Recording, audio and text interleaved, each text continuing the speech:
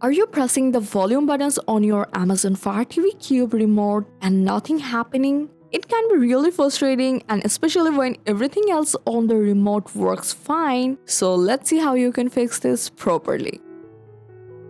So first you have to open up your TV settings on your Fire TV Cube, and then from here go to Equipment Control, and from the first option select Automatic Video and Music.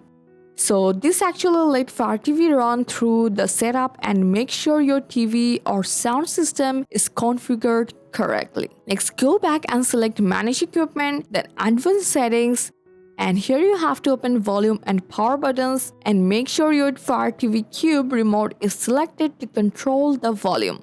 Now grab your remote and try the volume up and down buttons to see if they are working again. So if you face any problem and if they're still not responding, you just have to try a quick restart, unplug your Fire TV Cube from the power, wait about 2 minutes, then plug it back in. So once it finishes starting up, test the volume buttons again. So I hope this guide helped you a lot. Thanks for staying tuned with Fixes9 till then.